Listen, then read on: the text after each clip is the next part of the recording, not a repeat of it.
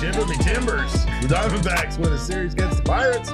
Let's go. Welcome into another edition of the PHNX T-Backs podcast right here on PHNX. My name is Derek Montia. Of course, occasionally as your mayor of PHNX. This man next to me is my vice mayor and your thunderstick, Jesse Friedman. Jesse, I don't even know how the Diamondbacks did it, but they managed to once again win another series, their sixth series win in a row, this time edging out the Pirates, who looked very good at times and absolutely looked like they had a chance to win possibly all three of these games over the Diamondbacks, yet the D-backs found a way to take 2 out of 3. They did. Yeah, they did. I think find a way is like, that's a good way to put it. Really the Friday game and yesterday's game, like both felt like games the Diamondbacks were quite possibly going to lose at various points, especially yesterday, right? I mean, you're down 4-0 after 2 innings with Paul Skenes on the mound. Like, felt very much like the day before, like we were seeing a repeat, and it was kind of easy to wrap that one up early. Yeah. And Skenes has obviously been so outstanding, but the Diamondbacks were, they only scored 2 runs against him, but they were able to force him out after 5 1/3 innings, which is kind of an accomplishment in and of itself. Yeah, they made him work. To get Skenes to throw 100 pitches that early in a game. I think that was just the 3rd start this season out of 14 for Paul Skenes, in which he has not completed 6 innings. So yeah, the D-backs were able to get him out of the game. They went to work against the Pirates bullpen, as they have done quite a bit here in the last 9 or 10 days. And then Ketel Marte hit a 9th inning home run that proved to be very valuable, because that's just what Ketel Marte does at this point. He adds that last home run that the Diamondbacks absolutely need in order to edge out their opponent. This isn't the first time we've seen him do that. I wonder if Torey Lovullo got any information on Paul Skenes. Not to say the Diamondbacks were especially effective against him, but like you said, they did make him work. They were able to drive up his pitch count and limit, how long he could stay in there, keeping the Diamondbacks essentially quiet in this game. Yeah, totally. I mean, he had 3 walks to 4 strikeouts. Like, this was, again, by Paul Skenes standards, which the bar there is set extremely high. This is like a terrible start by Paul Skenes standards, right? 5 1/3, 2 innings, only 4 strikeouts.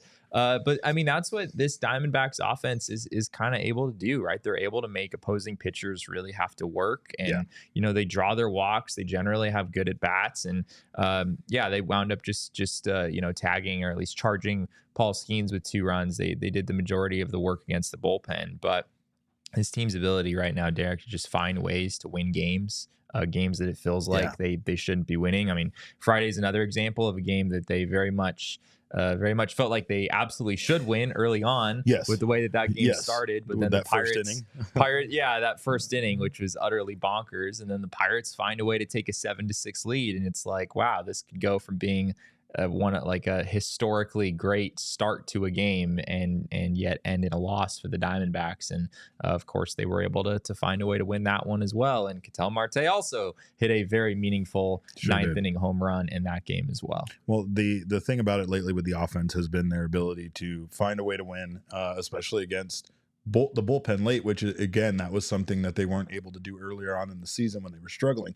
Even when they would get through the starting pitching, they were able to do very little against bullpens, even mediocre bullpens. Forget, the Pirates here, they don't have a great bullpen. So, of course, that was terrible. It's not as bad as the D-backs made it look. That's for sure. It's middle of the pack as far as their ERA and such, right? But still, just as far as compared to their starting pitching is concerned, not nearly as good as the starting pitching has been for the Pirates. But, the Diamondbacks found a way. They found a way. Saturday was a weird game, the one that they did lose. There was a rain delay that caused a significant delay there. Jordan Montgomery looked fairly good. I mean, he didn't pitch very long due to that rain delay, but again, Jordan Montgomery, 3 innings pitched. He gave up 1 hit, 1 earned run, 2 walks, and 3 strikeouts. And his comments after the game were pretty interesting. They were, yeah. Jordan Montgomery really, it sounded like he felt like he turned a corner in that Saturday game, even though, as you said, it was only 3 innings. He threw something like 50 pitches. But yeah, he talked about how he felt in control of the game. And this is a quote from Nick Pecoro's story over at the Arizona Republic. Montgomery said, "I just stopped aiming and kind of let my arm work. I was executing pitches. Even the homer, which he gave up to Joey Bart, was a good front hip sinker. It's nice when you're at least throwing the ball where you want to." And I will say, Derek, like, I think there were several pitches that Montgomery threw in that game where it was like, that's it. Like, that's Jordan Montgomery right there. He made, I want to say it was Andrew McCutchen. He made look very silly on a changeup at one point. He had 8 whiffs over 3 innings, which is a pretty decent number. He has not been getting yeah, he's not been getting that many. But at the same time, like, D-backs defense did some work for him. Behind the plate, I think there was a call that went in his favor that could have resulted in another walk in that 3rd inning and kind of extended that inning out. Wound up ending in a fly out, I think. Negative Jesse's here. It's negative Jesse. This I guess so, but there's some numbers behind this. The Pirates' expected slugging percentage in those 3 innings against Jordan Montgomery was .608, and they averaged 93.6 miles an hour off the bat from an exit velo standpoint. So, I mean, I'm not going to read into those numbers too much over 3 innings, but I'd be lying if I said I watched Jordan Montgomery start back and was like, oh, wow, this is a totally different guy. He executed a few pitches very, very well, and he did dot some corners a little more than we've seen, but it still didn't look to me like the full Jordan Montgomery. To those of us that aren't pitchers, well, and obviously it's not going to because it was just 3 innings pitched, so you really don't have enough of a sample size over the course of that particular game to know whether the comments he made post-game were actually related to success, right? He only gave up 1 earned run in 3 innings, but that's not a long day at the office. With Jordan Montgomery, though, making those comments, it feels like at least something for him mentally clicked. Like, it's odd for us that aren't pitchers in baseball to hear him say, I stopped aiming and just started letting my arm go.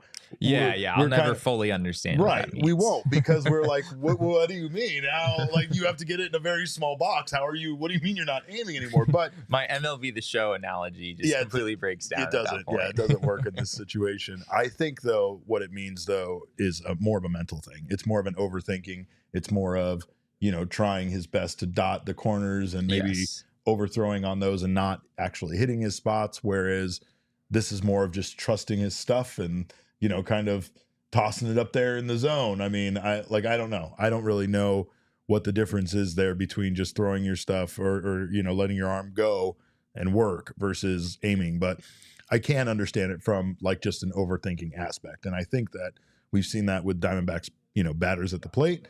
We've definitely seen it at times with Jordan Montgomery, potentially more than anybody. When he made his comments about Geraldo Perdomo, kind of calming him down so much, right? Like, that's a mental thing. That's not like you're physically exhausted. That's not like you're injured. That's not like your stuff isn't working or whatever. It's like it's a confidence booster. And like, it kind of shows that his, struggles aren't related to his ability as a major league pitcher. It's up here. It's mental. And I would know that so many parts of this game are mental on both sides of the ball. But let's take a look at the count from this series, because this is interesting. This is very interesting. Just a reminder before we look at this, the Diamondbacks won 2 out of these 3 games. I just needed to remind you of that. It was a push on the score. They both scored 17 runs in the 3 games. Pirates actually out-hit the Diamondbacks 29-22. Runners in scoring position, the Pirates hit 387 to the Diamondbacks 231. Starting pitching ERA for the Pirates was lower at 4.91 to the Diamondbacks 5.54. And the Diamondbacks' only category here that would show or indicate, a win in any way is the relief pitching ERA, which the Pirates had 6.57 ERA to the Diamondbacks 4.15. The big difference maker here for the Diamondbacks was the long ball. The Diamondbacks hit substantially more home runs in this series than the Pirates. Pirates only had 2 home runs. Diamondbacks, I lost count after the first inning of the first game, is what happened with this series. That was so wild. People probably know I took a couple of days off. I wasn't on the show on Friday, but I did watch a good portion of the Friday game before I wound up leaving town. And that was one of the wildest things I've ever observed. It And really was. for Josh Bell to be a part of it on the very first pitch that he'd ever seen as a member of the Diamondbacks, it was just a reminder in that moment that like the Diamondbacks have all the good vibes right now, right? Like it's just that's just kind of how things have gone for the team in the last month, really. Yeah. I mean, this has been the best team in all of baseball in the last month. And with how things are going, are we really surprised that they pick up Josh Bell, for cash considerations from the Marlins? He sees one pitch and hits it over the fence. And 2 home runs in his debut game. It wasn't just the first homer. It was that his game-tying homer in the 7th inning, which was huge, was against a 102.9 mile per hour fastball by Aroldis Chapman. The fastest pitch to ever be hit for a home run in the StatCast era. I mean, you want to talk about a team having good vibes. Like this guy was potentially going to be out of his job or, not playing any kind of a significant role with a bad Marlins team. And he comes over to the D-backs and does that in his first game. It's just, D-backs right now that the Snakes got hot, Derek. The Snakes don't let the Snakes get hot. We try to warn you not to do that.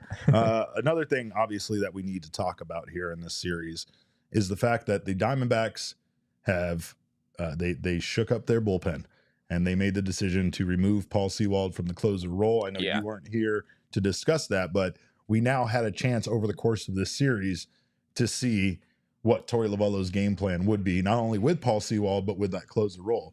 Paul Sewald moves into a middle relief role, has been pretty good. Not perfect by any stretch of the imagination, but he's gone out there. He's been able to give the Diamondbacks some relief. He's had value still. It's not like they had to just bench him or, DFA him or anything like that. And of course, we're going to have some questions on our Mailbag Monday section about Paul Sewald. But the big question here is that, is this going to work? We've seen the Diamondbacks turn to Ryan Thompson. He was successful in a situation where we were in the pool, watching him come in and bail out Paul Sewald in a situation where the Diamondbacks almost blew that save. Now, Ryan Thompson got himself into a situation here, and AJ Puck comes in and saves the day for the Diamondbacks. And he had his own bad outing already as a D-back that makes you, just hate life and question if we'll ever have nice things, for us. But AJ Puck, very effective in that role. It just feels like, on one hand, we're right back to the closer by committee thing. On the other hand, Jesse, I have to admit, I don't hate the idea of Torey Lovullo being able to pivot in the middle of an inning where things aren't going well for the guy that he has in there and turning to someone else to come in and clean up the mess.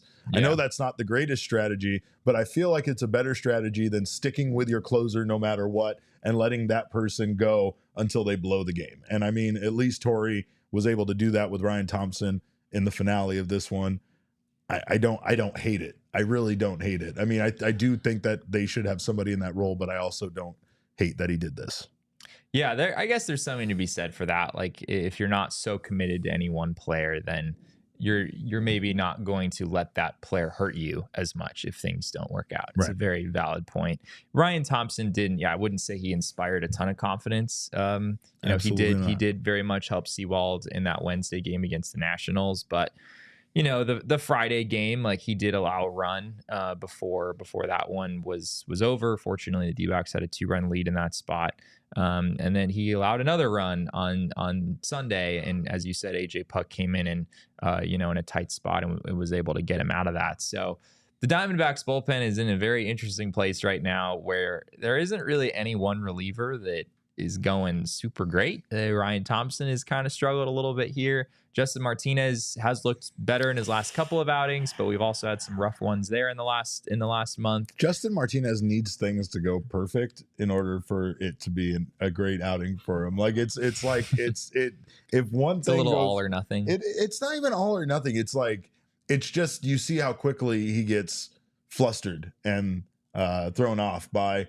I mean, it could be justifiable, right? It could be a case where a pitch should have been a strike and it ends up getting called a ball and he's kind of like in his head about that or whatever. And also I can very much relate to getting flustered when things don't go right for me. That's when the PlayStation gets turned off and I put my controller away, and I don't care about finishing that game anymore. But, of course, these guys all had some pretty outstanding ERAs at one point this season, ERAs we knew that weren't going to be sustainable, like sub-1 and they still ERA. do have pretty, like Justin Martinez is a 205, well, Ryan Thompson has a 215. ERA, though, Jesse. Yeah, sub-1, that was going to be he had a 0.45 ERA at one point this season. However, yeah, it is a bit frustrating. That feels like things are so chaotic for this bullpen without Paul Sewald in that role, and unfortunately, all the guys that we've trusted lately have kind of faltered out of the bullpen. We saw Ginkel have a rough outing where he had to be picked up, and he's had a couple rough ones lately. Yeah, so it's a frustrating thing. It's also a very long season. I mean, luckily the Diamondbacks bring in some arms and they're getting guys some rest. Dylan Floro seems to be an absolute godsend in the bullpen. So if you want to give somebody credit where credit's due. What are you laughing about? Do you make Dylan Floro the closer? No, stop it. Don't. Dylan Floro does have a 1.99 ERA, Derek. But yeah, you're right. It feels like the decision of who pitches the ninth inning it feels like it's the decision of like, all right, which reliever are we going to mess up by putting in that role, right? Like, who has the lowest ERA? Good, we're gonna fuck up your ERA. Go out there. Let's see what happens. Yeah. No, it sucks because Justin Martinez obviously is someone that the fans definitely want to see. I don't think you can put Justin Martinez in that role. Dylan Floro does have saves this season. He has pitched in the ninth inning. Right for Washington. He doesn't have saves this season. He did have 7 last year, 10 the year before that, 15 the year before that. I might have just been seeing his career stats. He's pitched in the ninth inning for sure. But the Nationals had Kyle Finnegan, obviously, so they were pretty well set in that role. We saw what happened to Kyle Finnegan.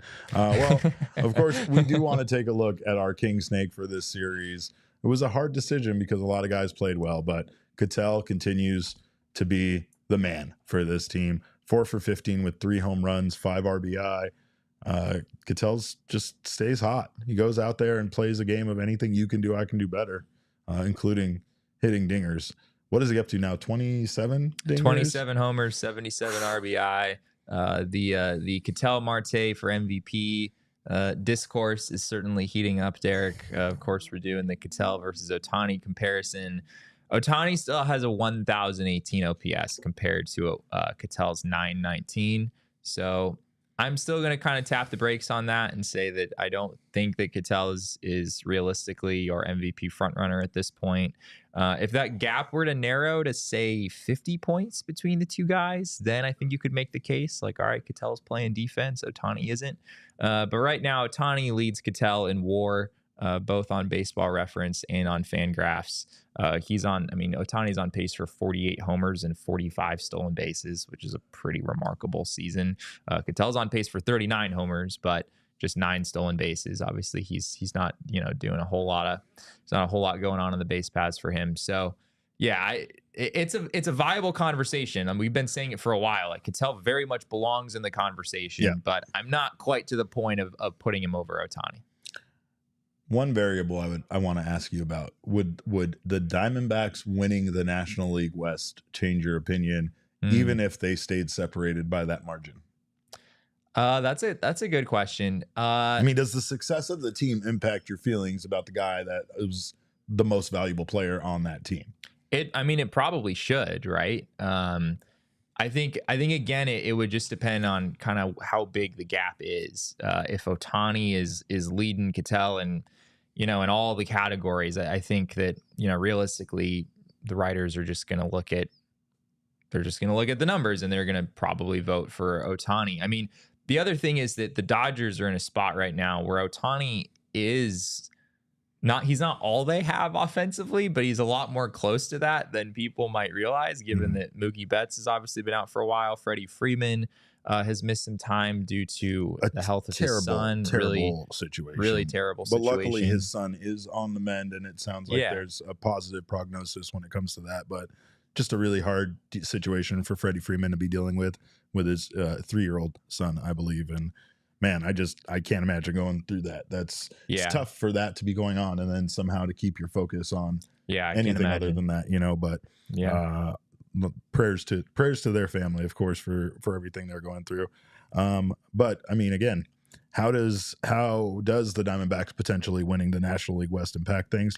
Let's take a look at the Major League standings right now, because I'll tell you, things are getting a little bit closer here.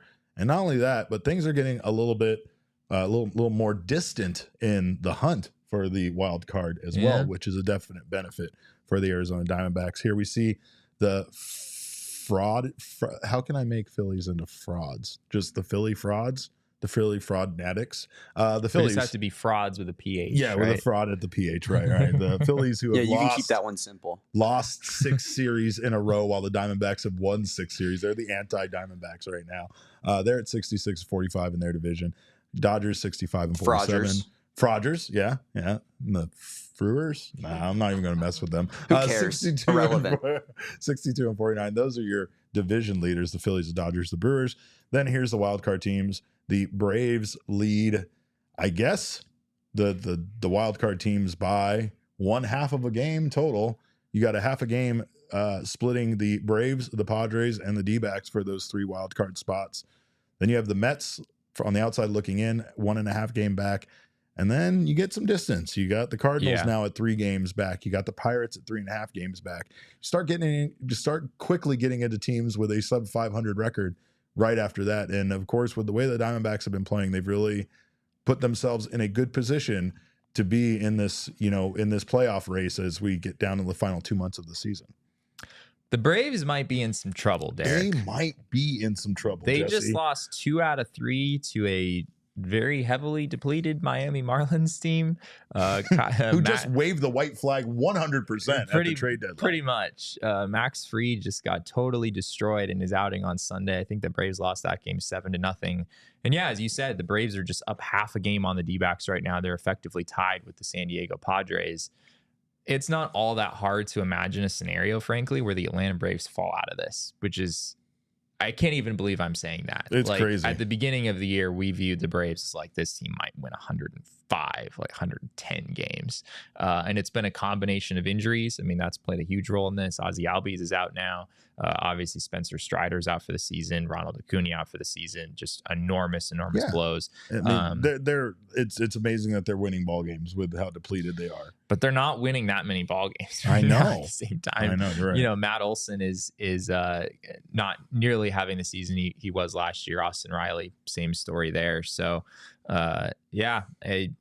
it's still pretty interesting for the Braves. I did not really think we'd be seriously questioning their ability to make the playoffs, but I'm totally in that place with what we've seen. And Reynaldo Lopez also just went on the injured list with I think it was some sort of forearm injury. So that continues to be a pretty scary situation if you're a Braves fan. And that could be very bad for them if it worsens. I mean, I don't really know what they're going to do. I think that what we're seeing there is absolutely what the Diamondbacks went through, right? Like, your offensive numbers drop substantially, even from the guys there that are good baseball players, because not only are they they don't have the other great players around them to kind of be on base and, all that other stuff, but it's a lot of pressure. It's a lot of pressure because there are a lot of expectations for that Braves team, not just this year, but every single year with the way that they're constructed. And even with the way they're built, they're expected to be, they expected to be able to withstand injuries like this. And they go out, they add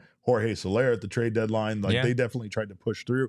That looked good because he comes in and hits a home run in his very first game as an Atlanta Brave. So of course he also has to play defense though. That's they already have Marcell Ozuna in the DH spot. So it's like, I don't know if you really want Jorge Soler man in right field for the rest of the season, but that's the spot they're in. So when you look at the Braves from the outside, I know they have a lot of injuries, but they still have enough weapons to be a good baseball team.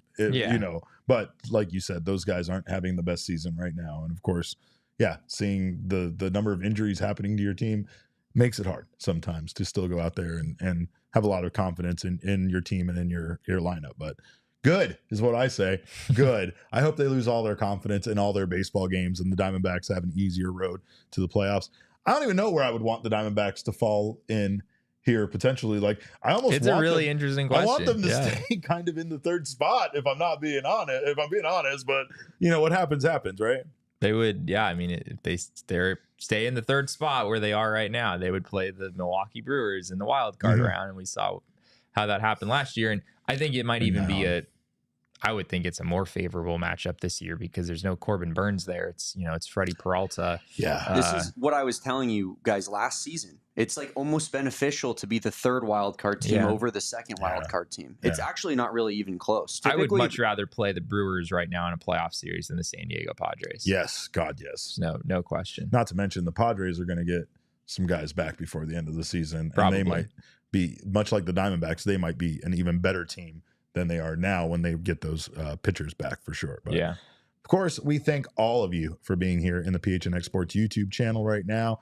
In the chat, you guys give us life. You guys are our lifeblood. Of course, if you haven't subscribed to the channel yet, do so now. Sign up for notifications. That way you don't miss whenever our shows go live. Of course, hit that like button, HTL, before you get out of here. We appreciate those likes. Of course, if you're listening on the audio podcasting side, make sure you're subscribed on your favorite audio podcasting app. And of course, leave us a review. We appreciate that from you guys. Those 5-star reviews mean the absolute world to us. Of course, PHNX is very proud to have Sanderson Ford as our official vehicle partner. Sanderson Ford right now, amazing. This guy's not going to sing the Sanderson Ford song like Espo did on Friday, but when you add up all the sales, including retail and fleet sales, they sell more Fords than anyone in the entire nation.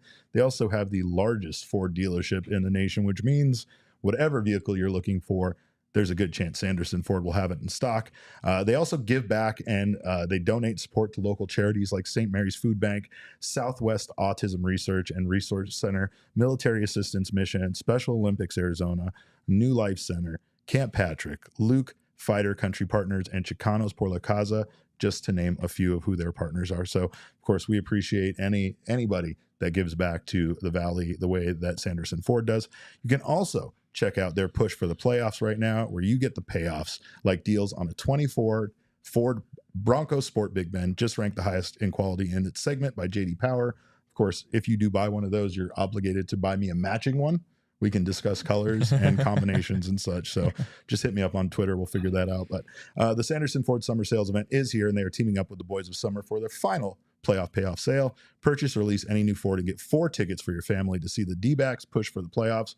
Get 0% for 36 months OAC from Ford Credit. See dealer for details. And of course, great way to not only get a new vehicle, but to go see the Diamondbacks. Right now is a great time to go see the Diamondbacks. It's also a great time to ditch your overpriced wireless plan and check out Mint Mobile, not just because the very beautiful, the very handsome, the very talented Ryan Reynolds owns it and is a big part of why it exists. But of course, Mint Mobile is also here to rescue you with a premium wireless plan starting at just $15 a month. So they're going to save you a lot of money. I'm guessing 3 months at $45 for 3 months is probably less than you pay even for 1 month right now for wireless service. So check out what Mint Mobile has to offer. You can use your own phone with any Mint Mobile plan and bring your phone number along with all your existing contacts. And of course, all plans come with high-speed data, unlimited talk, and text delivered on the nation's largest 5G network. To get this new customer offer and your new 3-month unlimited wireless plan for just $15 a month, go to mintmobile.com/Diamondbacks. That's mintmobile.com/Diamondbacks. Cut your wireless bill to $15 a month at mintmobile.com/Diamondbacks. $45 upfront payment required, equivalent to $15 a month. New customers on a first 3-month plan only. Speed slower above 40 gigabytes on the limited plan. Additional taxes, fees, and restrictions apply. See Mint Mobile for details. Well, Jesse, I know we haven't done a lot of these lately. No, especially, here in the studio, but it is Monday. And even though, of course, it's looking more and more like our year, we know that every year is our year. We know that every month on this podcast is a celebration of nations. We don't just wait for the Olympics. We do it every month around here. All right. Every week on this show, Shark Week, even after Shark Week is over, we don't stop celebrating Shark Week. Every day on the podcast right here, Passover, according to Jesse. But of course, on Mondays, you know what we do. Every Monday, we go to the mailbag. Damon, let's go to the mailbag. My mailbox, always something interesting in my mailbox. I try to get to everything in my mailbox, and then once in a while there's a letter that makes me go wow, wow. My mailbox. Shout out to Megaran, by the way. He was at the Cleveland Guardians stadium yesterday, and of course I hate him. He's now like doing this thing where he's going to all the baseball parks. I think he's doing it just to troll me. I think 100%. It's just to troll me, right? It's just to in your face me, but he likes texting me pictures of all the beautiful parks. So of course, thank you to him. Thank you to you guys for your Mailbag Monday questions. Damon, what do we got? First question comes from leadoff batter Travis Moore, and he says, serious question outside of the final Dodgers and Padres series, what are your biggest prove-it series left for Arizona? In my opinion, at Boston, at Milwaukee, and at Houston are big statement wins if they can take 2 of 3 or 3 of 4 in case of the Brewers games. Fun one below that was missed last time, Mailbag Monday. Yes, Travis Moore sent us a notepad. Travis Moore questions. He's figured out how to hack the system. Yeah, he really has. Yeah, he's just taken over the show, of course. But great question, because honestly, we've talked about it being the gauntlet coming up. The Diamondbacks have a lot of series against very tough opponents, a lot of opponents who are in a playoff push themselves, and it's not going to be easy for them to kind of push through. I think that there is, like he said, there's some series against National League West opponents that I think are very important. I also think that, you know, obviously the Diamondbacks can't take the Rockies for granted. I believe they have 2 series left against the Rockies. I'm not expecting them to go out there. I think it's just one. Is it just one? Yeah. Nope, you're right. It's 2. Yeah. And I'm expecting them not to sweep the Rockies necessarily in those 2 series, but you know, the Rockies have been shocking some teams that are pretty good lately, honestly. Like, so yeah, because Damon was in San Diego on Friday and willed Austin Gomber and company to victory. Just, right, Damon? Just putting on for this, you know, the Valley, this company.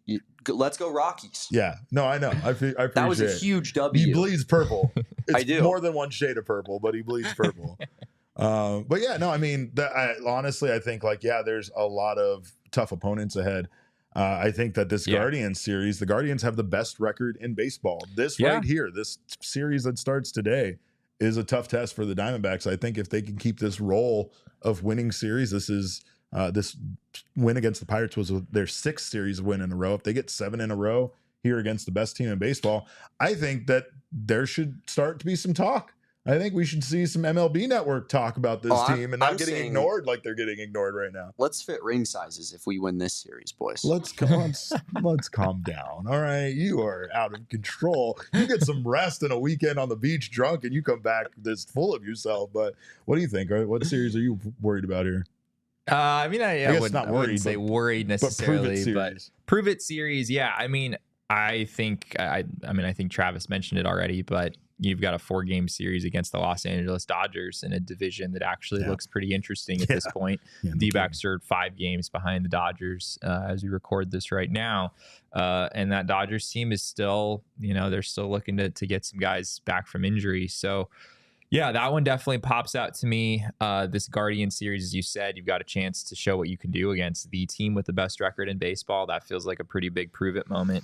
I also think it'll be really interesting. Like, what does D-backs Padres look like September 27th to 29th to finish out the season? Like, that could be huge. I could imagine a universe where all 3 of those games are very, very important. I could also imagine a universe where like both teams want to play the Brewers in the first round, and so they're both like guaranteed playoff spots, but they really just want the 3rd wild card spot, and so it's a competition of like who can throw the games more effectively. Yeah, it's like who can put out their worst lineup out there and their worst starting pitcher and see what they can do for 3 games. Yeah, no, that's very interesting how that could stack up by that point. So yeah, I mean, I didn't even think about that, but we could see some of that. There could be some of that. All right, what's we got, Damon? Next question comes from Kyle Avery, and he says, with Josh Bell in the position player mix now, who do you think is on the chopping block when Seawalk comes back? Do they release Bell, send down Thomas? I'm sure it's too early to tell and will depend on performances over the next month, but I'm curious to hear your thoughts. Send and Pavin down. Oh, wait, they already did that. Yeah, they already did that. That seems to always be the answer, right? I don't know. I mean, I think a big part of it is how does Josh Bell play? And what would his role be if Christian Walker returned and is healthy at 100%? Right. Especially a well-rested Christian Walker. It's not like you're going to need a lot of time off for him between that point at the end of the season. Maybe you rest him some more in preparation for the playoffs. Maybe that's a bad idea. I don't know. But I really don't know how Josh Bell could be utilized outside of a DH role for this team. Yeah, it's gonna be tough, I think, for Josh Bell to stick on the team. Michaela almost exploded while sneezing, by the way. In case you heard that, you probably didn't, but we're still like pulling 15 different syllables to it. Usually, a sneeze is 1 syllable. Yeah, Michaela's was literally. All right. So Josh Bell. Yeah, it's hard. It's hard for me to envision a scenario where he could stay on the team, frankly, because you need Kevin Newman, right? You need someone who can play shortstop, who can play around the infield, serve as a backup in all those spots. You need a backup catcher. So Jose Herrera, you got to have him, right? Randall Grichuk is too big a part of this team right now to think about moving on from him. Yeah. So I guess the decision would come down to Josh Bell or Alec Thomas, I suppose. That was a nice question. Yeah. But even that doesn't make a whole lot of sense to me at all, frankly, because number one, Alec Thomas is your best defensive center fielder, which has a lot of value, especially in the playoffs. I feel very confident saying the D-backs will want Alec Thomas on their postseason roster, even if the offense isn't looking so great. And speaking of the offense, you know which D-backs outfielder this season, Derek, has the highest OPS against right-handed pitching? Jake McCarthy? It is not Jake McCarthy. It is Alec Thomas. Alec Thomas has a 748 OPS against righties this year. Randall Grichuk is at 692. Jake McCarthy's at 735. Corbin Carroll, 723. Lourdes Gurriel is way down at 650. This is your best defensive outfielder and also the outfielder who has hit the best against righties, and most pitchers are righties, right? Yeah.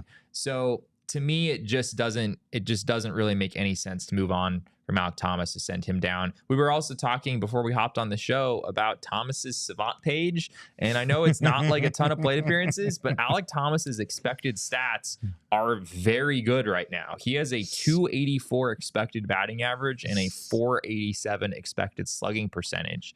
And you start to think about, like, all right, what does Josh Bell's role look like if he were to stick around? I mean, against righties, Christian Walker's playing first most of the time, Jock's in the DH slot. And against lefties, I guess you could put Josh Bell in the DH slot and then put Randall Grichuk in the outfield. But is it worth keeping Josh Bell on the roster just to be a short side platoon guy as a DH, right? That's a very limited role. So not saying it's impossible. Like if Josh Bell has a 950 OPS over the next 3 weeks, the D-backs might just feel like they have to find a way to keep him on the team. But right now, it's pretty hard for me to see how he could stay on the roster beyond when Walker gets back. Is he a better option than Scott McGough? I mean, yes, but I'm just referencing the one time Scott McGough I'm not sure that like this is a Josh Bell versus Scott McGough conversation, seeing as how McGough is currently in AAA. Connor made a great point. If you scroll back up there, Damon, a little bit, what about waiting until September 1st when the rosters expand? That is a great point. Yes, the D-backs will get a couple of extra roster spots in September. And I am very glad that Connor brought that up, because that is probably what this is ultimately leading toward. If Christian Walker doesn't wind up, getting back until September, even if he's back a little bit earlier than that, you could make a move where maybe you send down an Alec Thomas for a few days just to bring him back up so that you can keep Josh Bell on the team. So that's a great point. That would allow Josh Bell to stay on the team through the end of the season if the D-backs want that. Again, how much is he realistically playing? I'm not totally sure. That's the bigger question is it worth to do all of that instead of more relief help or something like that? Yeah, you'd have to balance that with other needs that you'd have at that point. But theoretically, it could give them the option to at least have him on the roster. I mean, of course, once you get to the playoffs, if the D-backs make it, then you're back down to 26, and it's a different conversation. Sure. But it's a matter of still getting through that month of September. Like nothing's guaranteed. The Diamondbacks right now only have a 1.5 game lead, and of course, they honestly have been playing really good baseball without certain components that are returning, including Eduardo Rodriguez allegedly being back in the starting rotation this week. Allegedly, yes. I'll believe it when I see the man throw a pitch, Jesse. I will believe it when I see him throw a pitch. All right, what else we got there, Damon, for Mailbag Monday? Next question comes from Adam Fox, and he says, Sunday is Jewish Community Day at the ballpark, and yes, I made sure to be back in Arizona to go. Arizona D-backs Hebrew hats for the win. 2 questions. At Jesse Friedman, planning on being there, and at Young Jock, going to hit a walk-off home run. Not really a question, but a fact. Yeah, Adam doesn't give opinions. He spits facts.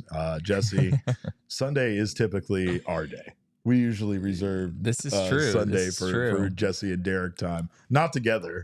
It's not together. We would never spend it together. It's definitely separate Derek and Jesse time, but still, nonetheless, we Jesse reserve and Derek Sundays typically for just us. do bonding activities, the two of them. They'll go to like the aquarium together and stuff. Yeah, we go to the I would butterfly. love to go to the aquarium. Oh, yeah. Derek has lifetime passes to the aquarium, if I'm not mistaken. That is correct. So. Yes, it was quite the good deal. Quite the good deal. Will you be there on Sunday for this amazing event? Yeah, I mean, I'm at almost every single D-backs home game, but Sundays are usually the day that I wouldn't be there. So we'll see. Haven't totally made that call yet. It'd be a sad one to miss, though, because yes, as someone who is half Jewish, I feel like this is an event that I have to attend. At least half of you has to attend. At least half right? of me. Yeah, half of me I don't will know how be to there. figure that Half out, of me but- will show up. The other half will be taking a very delightful day off. I'm gonna predict that Jock hits 2 home runs. That's what I'm gonna predict. That's One a walk-off. Yeah, one a walk-off, one just an early solo shot.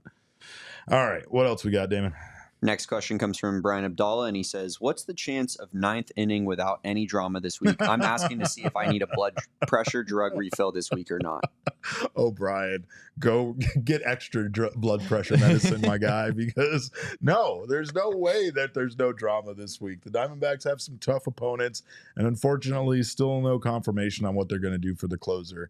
I think this bullpen is going to continue to give us all sorts of heart attacks and whatnot, but hopefully they can continue to hold these games because they've at least been able to do that. And I feel like attacking the bullpen as a whole is wrong because this bullpen has been very, very good. It just seems to be whoever comes in the 9th inning just struggles. Yeah, it's the bullpen situation continues to be tough, and I think this just is yet another reason why Paul Sewald's, like, the stability that he can bring this team when he's in that role and excelling in that role. Yeah. It's such an enormous thing. And even though the D-backs do have a pretty good variety of weapons, you can still see just how kind of messy it makes everything when you don't have someone nailed down in that spot. Dr. Tony, thank you so much for the super chat. He says teams need to probably go with a bullpen by committee. Back then, some teams had a lefty and a righty as a closer. No one is taking advantage of the opportunity. Maybe Torrey should consider it. I think the only reason why we're hesitant on that is because Torrey convinced us last year in a way. Like, we have these, ongoing, press, meetings with Torrey, and, he consistently got questions that they weren't straight up like, "You think this is a good idea? Are you sure this is a good idea?" Unless it was coming from Barry Bloom, of course. But it would be phrased in a delicate manner, but it would kind of be like, is going with a bullpen or a closer by committee the best idea? And Torrey would give all of his reasons why. So far, what we've seen is the reasons why, at least that versatility. However, we don't know what it's doing to the rest of the bullpen. The one piece of feedback that we got so often from this bullpen last year when Paul Sewald was added to it was that how thankful everybody in the bullpen was to know what their role was when they were going to be called upon and what their job was going to essentially be, and Joe Mantiply had basically told us how okay he was with being like an early middle reliever, and kind of called upon whenever Torrey maybe had a big lefty situation, right? But I mean, for the most part, it's not, it's kind of back in disarray a bit because guys don't know what their role is or where they're going to be called upon again. I don't know. Maybe maybe if Torrey can do a better job at communicating that, maybe that could be something that changes that. Like, yes, your role is going to change, but at least when you come in today, you know what your role is going to be. Maybe Torrey doesn't even know what that is going to be until you get down to, what the matchups are late in the game. But I don't know. Yeah, I mean, we've seen Ryan Thompson in that spot both times, right? But I don't know that was necessarily Torrey anointing Ryan Thompson as his closer, right? Like, he has talked about playing the matchups a little bit, and it sort of does sound to me like if he had a run of several lefties due up in the 9th inning, like AJ Puck very well might be the option from the beginning. So we'll continue to see how that evolves. I don't hate the idea of doing a committee setup. I guess it's Thompson against righties and Puck against lefties. You could go Ginkel against righties, I suppose, as well. There's also the option, Derek, that Paul Sewald might not be out of the closer role for very long. Very true. He's looked pretty good in these 2 innings outside of that role. If he were to rattle off 2 or 3 more of those, I have to think that would be a real conversation that the D-backs would have. Well, and maybe he just becomes an option for Torrey late, but maybe he's not the guy. Maybe when Torrey sees Sewald struggling, maybe he pulls that trigger a little bit faster than he has in the past, because I think that's the one thing I like about this, is not being so committed to that guy closing out the games that you're going to let him lose the game for you, especially when you can tell he doesn't have his best stuff. That can happen to any pitcher on any given night. Lately, though, it does feel like, once again, when you start to look at how Paul Sewald was throwing prior to those blown saves versus how he's been since then, it's almost like that Jordan Montgomery thing where like he's so rattled and he lacks so much confidence, and now he's trying to aim and the aiming is making it worse, and whatever. There's something wrong though, and I mean, Torrey said it was part of his delivery, so if he could get that corrected, I very much could see him being back in that role. His velo was pretty. I think on Friday he averaged, or maybe it was Saturday, he averaged 92.7, I believe it was, on his four-seamer, which is actually a little higher than what it was last year. And the velo was a little bit up yesterday as well. So, I mean, maybe he's already fixed the delivery issue. We'll have to kind of see what the next few days look like. Maybe the issue is the ninth inning. Maybe the issue isn't Paul Sewald at all. Maybe it's whatever Indian burial ground that the Diamondbacks built the ninth inning on at one point at Chase Field. I don't know, but I can't stand what's going on to whoever's in this spot, because like you said, like Paul Sewald has looked great. He's looked great since going back to that non-high leverage situation. And that's odd because Paul Sewald actually wasn't very good when he was put into games when there wasn't a save situation. It felt like those were some of his worst outings when he was just thrown in without it being a save situation. But hopefully, we can, see him ultimately get back to that role. I think that's what that's the best outcome for the D-backs. We all want that. Yeah. We all, as fans, nobody wants to give up on anybody. You know what I mean? But at the same time, too, I understand how frustrated people have been with watching him blow the saves that he did, considering how many of those games were just right there in the palm of the Diamondbacks' hand. Yeah. All right. What else we got? Next question. We got Jagurtha in the chat. Oh, yeah. No, Jagurtha's today's here. A win already. So welcome, Jagurtha. We missed you. What else we got? Next question comes from Michael Rokicki. I might have skipped one. We might go back to it. But he says, Lord. My apologies to Damon for how offensive he might find this question, but is Geraldo Perdomo the Cam Scattaboo of the D-backs? Jesse asked me if Cam Scattaboo was a professional wrestler, I believe. Well, that's just my baseline assumption when there's a question asked with a name that I don't know, especially Michael Rokicki, 100%. Damon, you want to take this one? Yeah, I mean, I saw this morning, and I was kind of feeling like I was going to shock the nation with this answer here. I think Cam Scattaboo is like the best player on ASU, and Perdomo is like not even close to the best player on the Diamondbacks. Perdomo's a glue guy, and Cam Scattaboo is the premier offensive weapon on the team. I don't know what's blowing my mind more right now. What did San Diego do to you, Dave? Is it what's more shocking, the admitting Geraldo Perdomo isn't the best player on the team, or the fact that he's giving so much props to any ASU player like this? Or is this a dig at the rest of the ASU football team? I'm not sure. That he's like the best player on the team. That's fair. Partially it is, because he's like the only player like worth a crap at all. But there it is. Okay, there he's back. Makes more sense. But more so, what I'm trying to say is that I think Perdomo is a winning role player on a good baseball team, and that's always been my opinion. Is like you need role players who contribute to winning like he does. And he had a good weekend. Yeah, he's good. He has a 101. He has a 101 OPS plus back over league average. There we go. Yeah, like this video.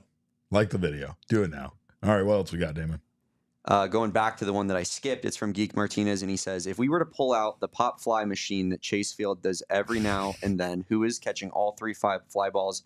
My money's on Jesse, and that's the worst money you've ever seen. That's the fucking wrong entire life. Did you not see this man try to do a cannonball? Hey, my ability to do a cannonball is not at all indicative of my ability to catch a pop fly, Derek. I watched you run for trains a lot in Chicago, pal. I don't know if you're shagging down too many. Wow. Okay. Meanwhile, there was best baseball player attribute. Yeah, we already is agreed. Yeah, it's fine. Outfield. Yes, I'm he would catch all 3. Damon would catch all 3. There's right no now, doubt in about my it. Birkenstocks. I have no doubt that Damon would catch all 3. I'm very good at catching fly balls. I don't believe Jesse that. Jesse was like, "Oh, you're going to lose one in the lights, and one's going to hit you in your forehead." Yeah, turn me into a goddamn cartoon character like you always does. You would catch 1 out of 3, but one of them would hit you on the forehead, and the other one you just completely lose. I would catch one behind my back. That's what I would do. That's how There's confident no I way that am would that I would catch all 3 fly balls. It would be the final one just for excitement purposes to I don't know. titillate the crowd. I don't know. Damon, what do you think? If we had Derek, because unfortunately, I don't think they actually do this game anymore. They don't. We were talking about that. They have like the kid like steal the base, second base, which is lame, and then run it back to right field. And we they need give to like cut that time entirely in half. too much time. Let's cut that time in half, folks. My question along those lines is: would Derek succeed at the children's game if he were to have to go steal second base and run back? I don't know. That'd be a close call. Yeah, that's all I'm saying. Well, I'm fairly confident that I would do better than you. Is all I'm saying. And Damon, yeah, whatever. I'm not gonna pretend like that. I will say that third pop up is pretty high. Yeah, it's pretty high. Yeah, that's true. They put that one pretty high in the air. Yeah, I don't understand again why they took that away. Like that was such a superior thing to watch. Was it because like sometimes the kids were bad and then the people would boo? Like I've never heard anybody boo the kid running and stealing second base. Everybody just kind of cheers him on. Well, because the kid is successful every single time. That's right. It's just a completely unnecessary when that kid amount of drops time. the first 2 fly balls, that crowd turns on him quick. There's nothing like booing other adult men in particular at games that fail in competitions. Yeah. Oh, it's so good. Yeah. I think we need to. I mean, it's going to be tough to replicate. Like we don't have the machine that will fire the ball up into the air, but we'll have to do a little pump fly. We got Danielle can hit us some fungos for sure. Yeah, there we go. There we go. Yeah. I also we went and hit at the batting cages in Chicago. I hit a very sharp line drive right back up the middle. We had some fun. I still want to be back in that cage. I got hit in my thumb and then got angry and still hit more balls. Like that just goes to show you. I was there to play that day. Tape it up. Let's go. Am I injured? No, I'm hurt, but I'm going to go play anyway. And I think I hit better after that. After I got my thumb hit, I was on fire. Anyway, I don't think any of us were on fire because it was shooting it at like 2 feet above the ground or 1 foot. 2 feet would actually be decent. Anyway, moving on. What else we got, Damon? Next question comes from Brian Bobbitt, and he asks, how many appearances do they give Sewald before considering moving him back to closer, or is it just going to be a play it by ear and see how he's performing? Brighton is very much on the same page there as Jesse, and I don't think it's going to be a lot. I don't think he needs to perform well a lot for them to give him that opportunity. I think it was just kind of rebuilding him back up, and of course, unless somebody suddenly blows Torrey away in that role, like say he moves Dylan Floro to that role and we finally can put away the heartburn medication, then, I foresee it being Sewald here probably soon. Yeah, I'm with you there. It's hard to put a number of outings on it necessarily, but I think the D-backs understand, like we talked about earlier, that Sewald getting back in that closer role and being effective in that role is the best case scenario in this situation.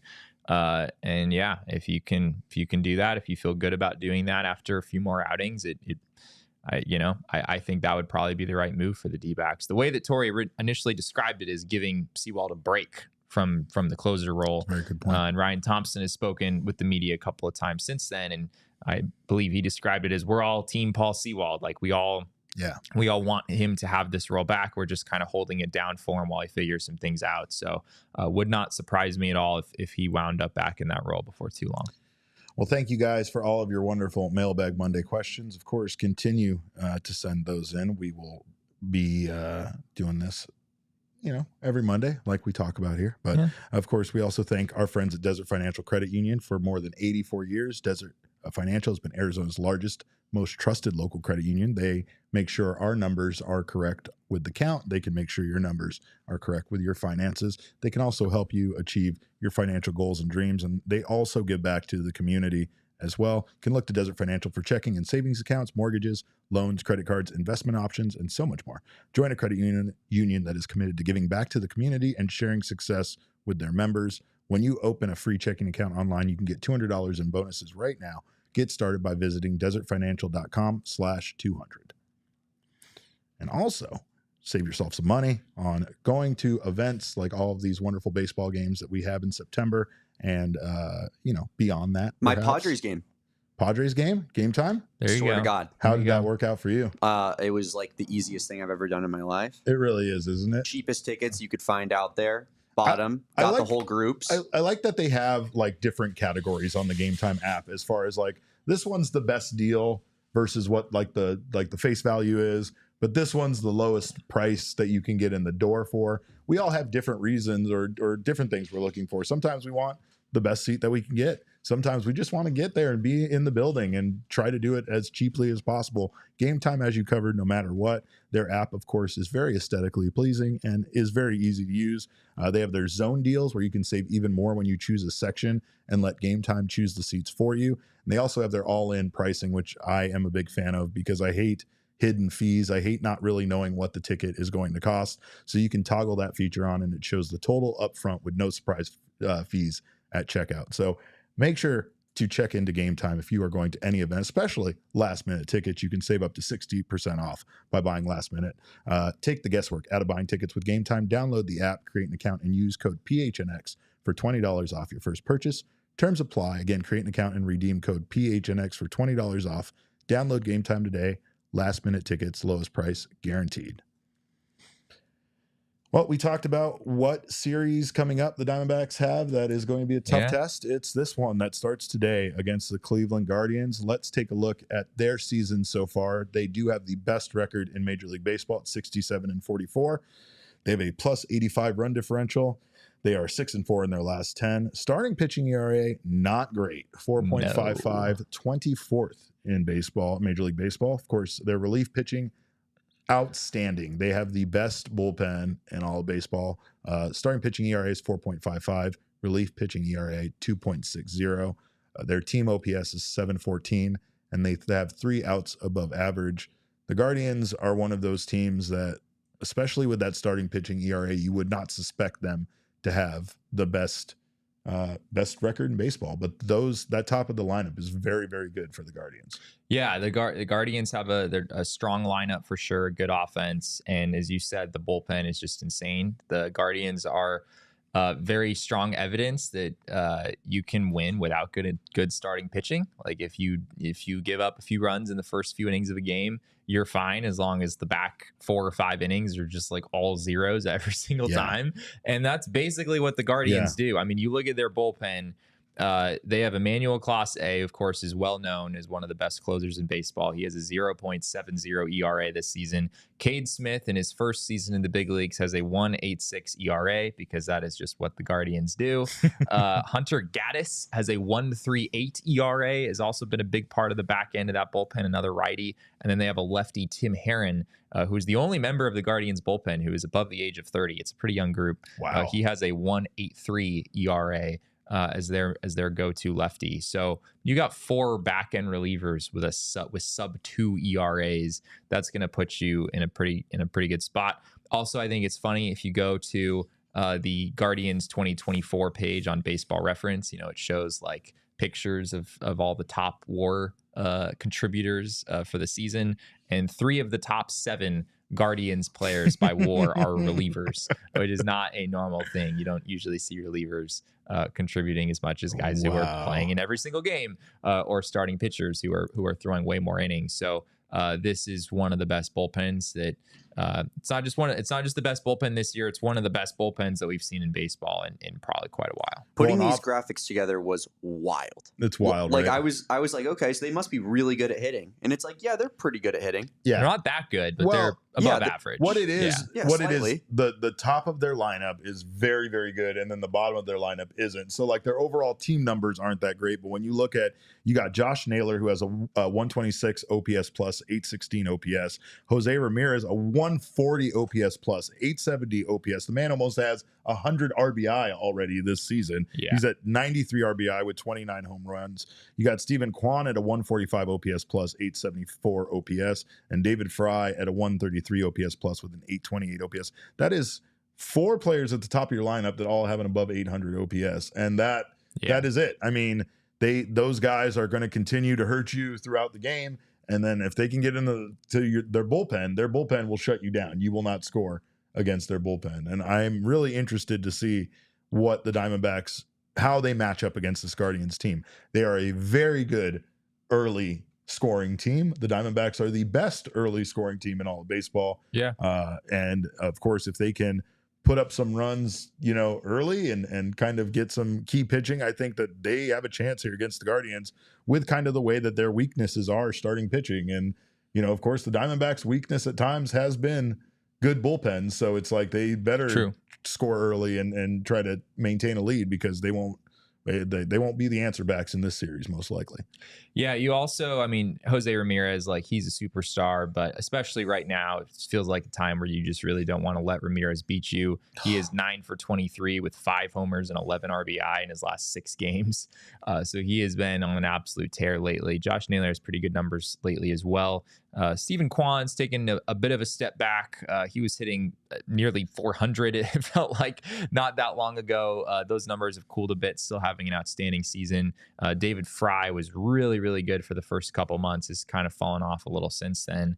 The Guardians also added Lane Thomas at the trade deadline. They got him from the Nationals. Thomas hasn't hit a whole lot for the Guardians so far, 511 OPS, but that's just over 5 games. So it's an interesting team. It's not exactly what you're picturing when you're thinking of the best team in baseball. It is also just crazy in and of itself that the Guardians are the best team in baseball right now. Even though I didn't have them making the playoffs, if I'm remembering correctly. They obviously didn't last year. Last year was a pretty disappointing season for them. But yeah, again, if you just have an insanely good bullpen that maintains leads anytime you have them, and your offense is good enough to give you some leads early in games, even if the starting pitching isn't great, you can win a lot of baseball games that way. And that's what the Guardians have done. There's one thing that perplexes me about their defense, Jesse, is how do they have 11 outs above average, or 3 outs above average for 11th in all Major League Baseball? But then they have 68 defensive runs saved, which that's most in Major League Baseball.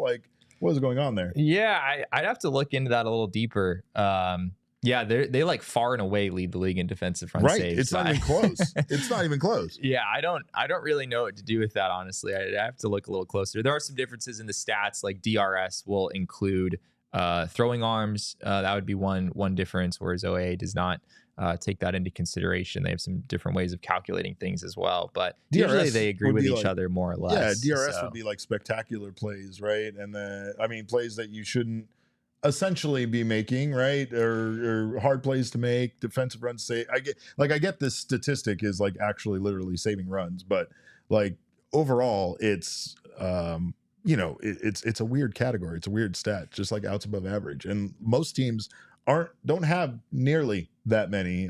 Just like outs above average, I think that the Milwaukee Brewers have a fairly substantial lead above everybody else in that category, right? So it's I don't know. Ernesto makes a great point. Sounds like a team the Yankees would just destroy in the playoffs. 100%. Yeah, absolutely. An AL Central team that has the best record in baseball. Oh, yeah. Twins fans get it. There were a couple of questions in there about Dan Herron to Tim Herron. No, Tim Herron's name is spelled quite different. It's Herrin, so no relation there to Dan Herron. But speaking of pitchers, let's take a look at the probable pitchers for this series and how the Diamondbacks match up. Yes, folks, that's Eduardo Rodriguez there, lined up for the second game of this series. Allegedly. We'll see. I want to see him on the mound and actually pitching before I believe any of this. But Zach Gallen kicks things off in game 1 versus Logan Allen. The other Logan Allen, who also has spent time with the Cleveland Guardians early in his career. Correct. Not confusing at all. They're both lefties. It's very confusing. It's very confusing. Eduardo Rodriguez matches up with Ben Lively, and then you have Brandon Pfaadt versus Carlos Carrasco in the finale. This looks beautiful to me. I could stare at this for hours, Jesse. Just the idea of seeing Zach Gallen, ERod, and Brandon Pfaadt together as 1, 2, 3 in a series. It's hot. That's hot. ERod, the pose that ERod is making in this. Look at that face. Look at that face. That man is dialed in. Zach Gallen is just happy to be here, right? But ERod is going to beat that entire rotation by himself. Brandon Pfaadt looks like he's posing for his first day of school. Yeah, for sure. And then ERod looks like me walking into the studio today after my San Diego trip. Just walked in.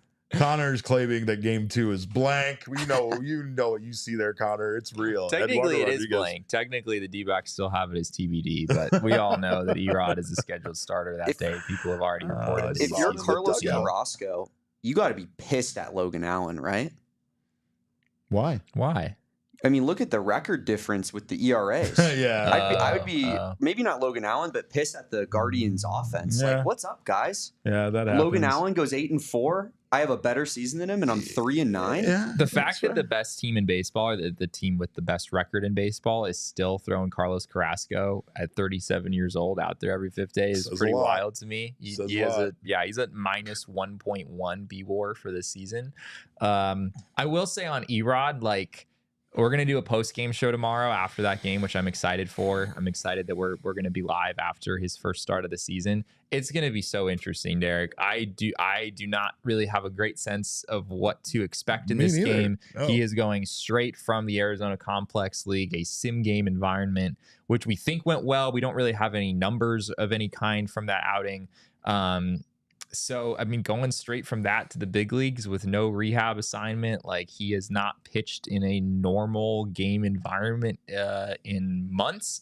I mean, even spring training doesn't really count as that. And he didn't look super sharp in spring training at times.